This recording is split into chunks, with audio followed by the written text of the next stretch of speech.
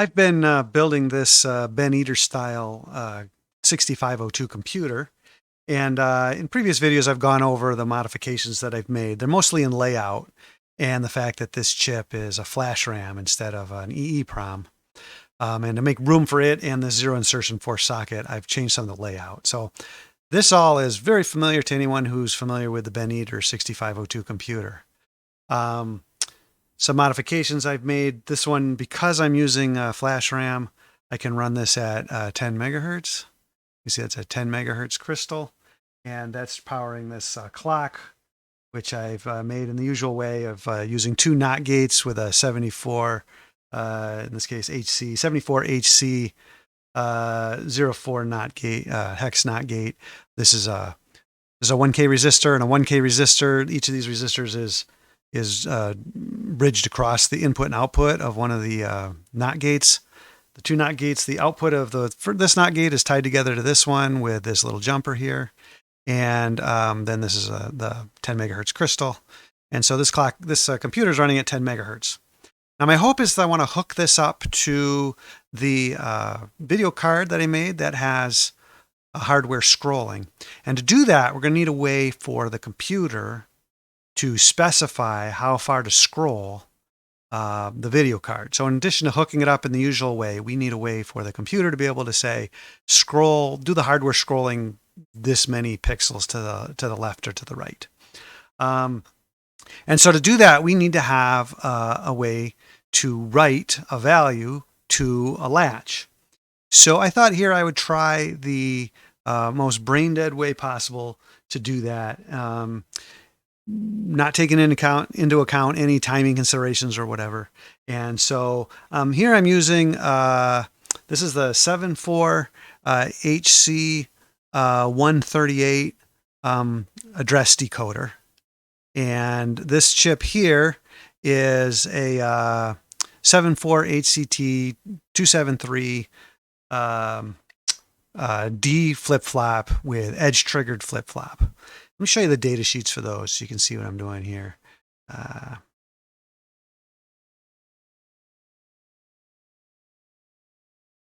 So first of all, the decoder. So the HCT 138 devices are designed for high performance memory decoding.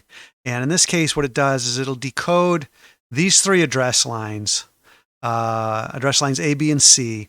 It will decode those to outputs Y0 through Y7. And it also has three gates. It has two negative gates. So these two gates have to be set to ground.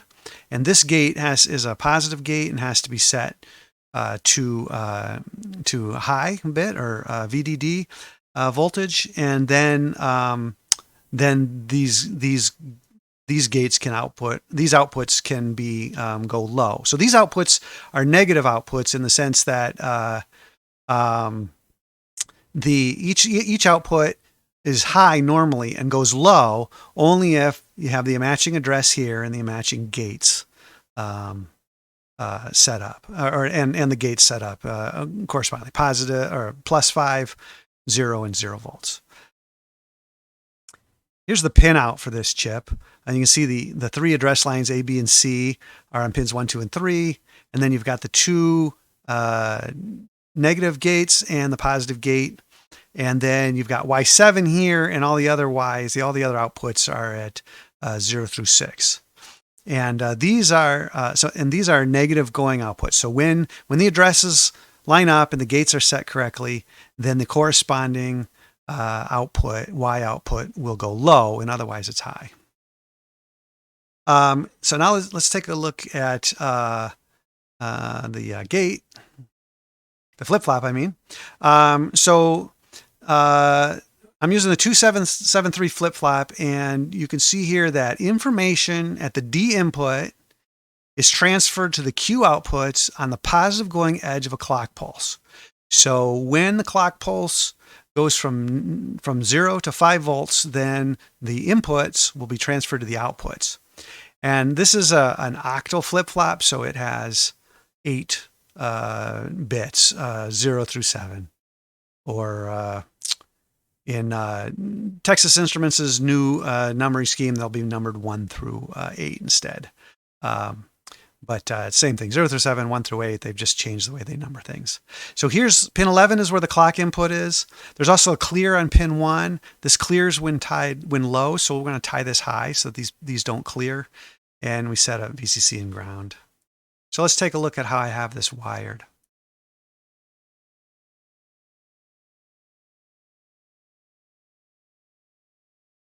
So here you can see I've wired pins 1, 2, and 3, which are the ABC inputs, and I've wired those over here to my RAM chip, and those are wired to address lines 0, 1, and 2. So those are going to be select the outputs, and we're just going to be using the Y0 output.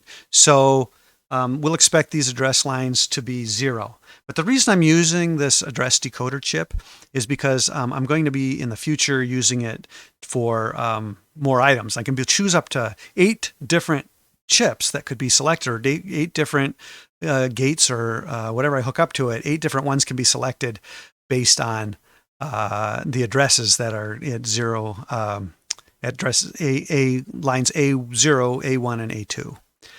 Now the gates I have set up, I want to set this up so that it is going to be addressed at 5,000 hex. So that's 0, 1, 0, 1, and then we don't really care what the next bits are because we're not going to look at them. And then C, B, and A. So A will be, again, address line A0, A1, and A2. And these are the upper order address bits. And we need them to be 0 and 1. And we already have from the Ben Eater computer, we already have this logic structure already in place. So this inverts A15, takes A14, both go into a NAND gate, and then the output is low when A15 is low and A14 is high. So that's going to put us in the upper half of the lower half of the memory range. So the second quartile of the memory range. And so we're going to hook that to one of the gates that's the low going gate. And then A13, we're going to want, that's this bit here, we're going to want that to be a 0. So we'll just hook that directly up to the other negative gate. And then A12, that's this bit here, we want that to be a 1. So we're going to hook that up to the gate. So that's how I have these hooked up. This yellow wire runs from the gating that was for doing the same gating with A15 and A14 that we needed to select the I/O port, the 6522 I/O chip. So we just connect that chip select to here. We're selecting when A13 is low because we're connecting this pin here, A13.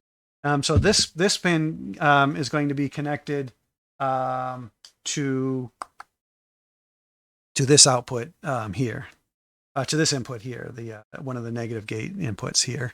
And then we have the same here. This is address A12, and that's going to be connected to the other to the positive gate, which is this pin here. So that sets us up here for this address chip for the addressing to be correct. And then I'm just taking the output. Here's my figuring on this.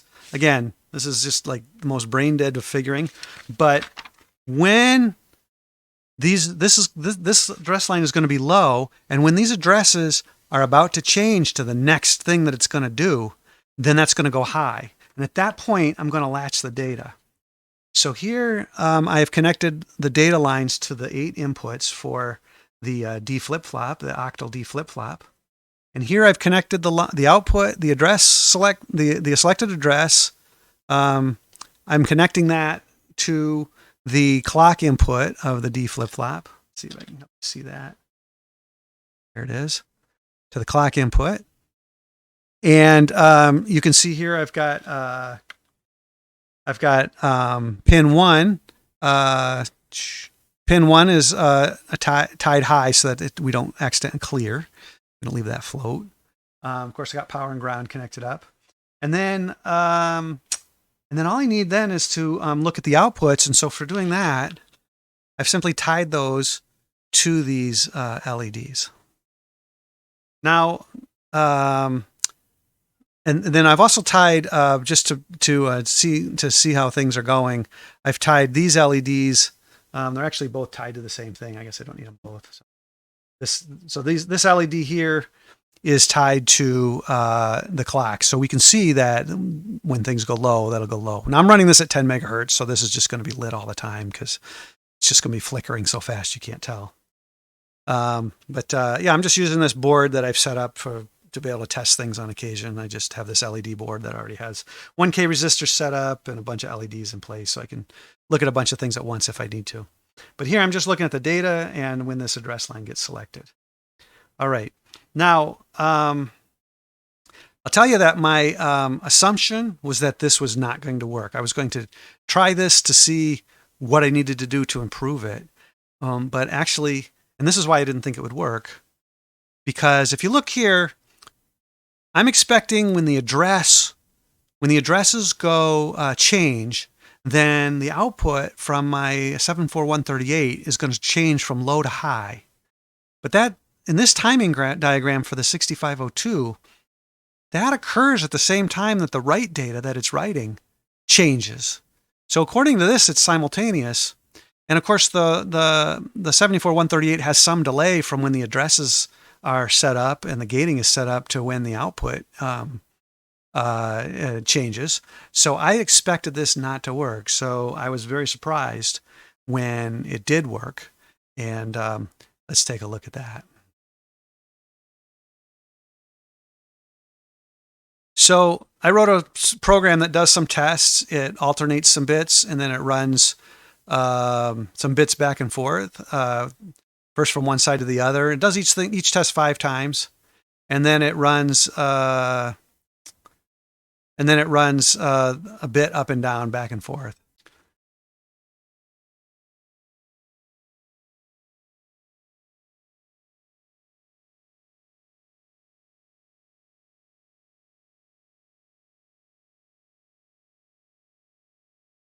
So you can imagine my surprise when I set this up and it started to work. I started with just this simple test that I see at the beginning here that alternates the bits. And then I thought, well, maybe there's something about that test that's easy on it. So I thought, well, let me do a test that runs the LEDs up from one end to the other. And then I said, well, let's run them back and forth. And everything seems to work the way it's supposed to. So this latch works. So I'm going to be able to use this latch to connect my computer to my video card. And I hope to show you that on a video very soon. So just a short one today.